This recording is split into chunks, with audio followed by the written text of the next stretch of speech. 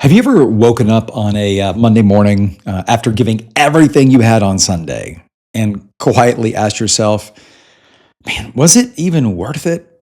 Maybe this question has popped up right after services on Sunday. It didn't even wait to hit you on Monday. I mean, there's a reason that we in the church business call it the holy hangover, right? Monday's the holy hangover.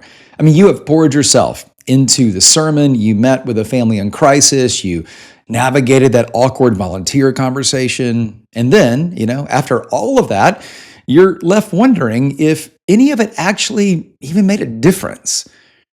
That's a real invisible pressure that virtually every pastor carries. It's this outcome pressure. You don't really see the results all the time, right? But you feel the responsibility for them. And when the results aren't obvious, it's easy to assume that you have failed or something is certainly failing. But think of it this way. That pressure isn't proof that something is wrong. Maybe it's proof that you just really, really care. The question, was it worth it, it's a question I think that every faithful pastor asks probably a lot. I think about this a lot with the Apostle Paul. Think about his life, the things that he was doing, the corrections he was always making in these letters. Every epistle feels like he's writing and saying, hey, great to see you again and hear from you. You're doing good work. Let me spend the next, 50,000 words telling you what you're not doing well. I wonder how often he even asked, is it worth it? Is this working? Is it even making a difference? I think the challenge for us, and probably for him too, the challenge is really how we answer that question, right? Because ministry, it doesn't work like business. There's no quarterly report to validate your effort. I mean, there's metrics, but it's just not the same. There's no bonus check when people grow spiritually. There's no real applause meter to measure life change. It doesn't mean that people may not cheer, but gosh, sometimes I think they may be cheering for the wrong thing. And it may be doing something wrong in you when they do cheer, I mean, what we get instead a lot of the times are just more empty seats than we'd like, blank stares, and, we get that occasional, good sermon, pastor. But that doesn't really feel like success. I think that's why this question can feel so heavy. It's not about calling, it's about outcomes. And when the scoreboard feels blank, pressure fills that silence. So here's what I would like to help you do. And I think this is the solution. I want to help you redefine that word worth. Because listen, if worth it means visible results, ministry is always going to be disappointing. But if worth it means faithful obedience, the equation really starts to change entirely, doesn't it? I mean, we work hard because it matters. We trust God because He's the only one who can make things grow. Again, if we go back to the Apostle Paul, he said that beautifully in that first letter to the Corinthians. Remember, he said this, and this was a different conversation, slightly out of context, but the result of it is exactly what we need to own in our result. He said, I planted, Apollos watered, but God is who gave the growth. And that's true for us too. In other words, right, you are responsible for planting and you're responsible for some watering, but you're never responsible for the growing. That one truth, that principle alone can relieve so much worth it pressure. I mean, think about this, right? Our job really is a stewardship, but success isn't. Our job is to plant seeds through sermons and relationships and, leadership moments. But we can't we can't control the weather. We can't control the soil. We can't control the timing of the next harvest. And that's exactly how God designed it, by the way.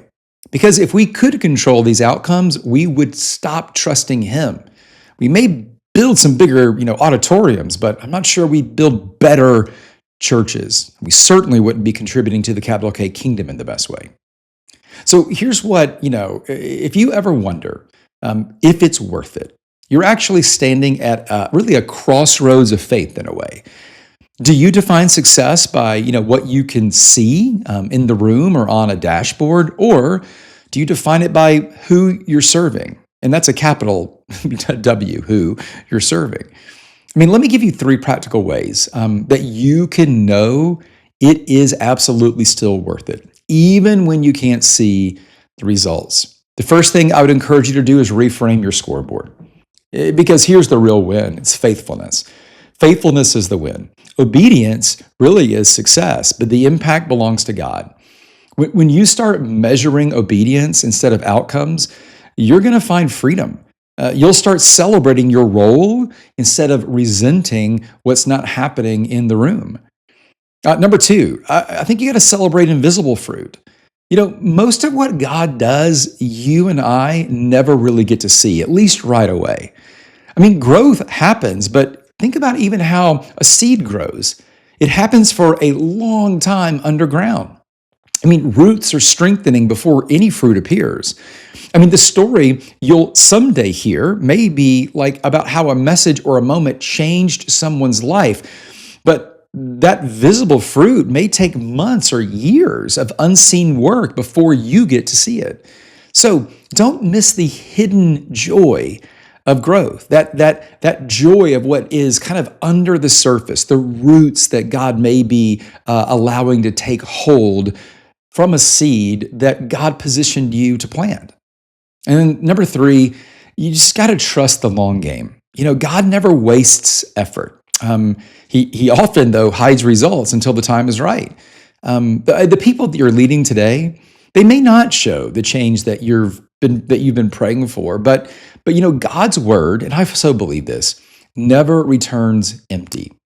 I mean, the late nights, the holy hangover Mondays, the moments that you feel unseen, I believe they all matter. And I believe you're building something eternal, not instant anyway. Here's what I'd love for you to do this week. If or when that question resurfaces again in your heart, was it worth it? I'd love for you to pause and instead maybe replace that question with a better one. Was I faithful? Was I faithful? Faithfulness is the win. Obedience is success, but the impact belongs to God. You may not see the harvest yet, but the seeds are growing, and God is working even when you can't see it. And that means, yeah, it's worth it. It always is. It still is. It's always going to be.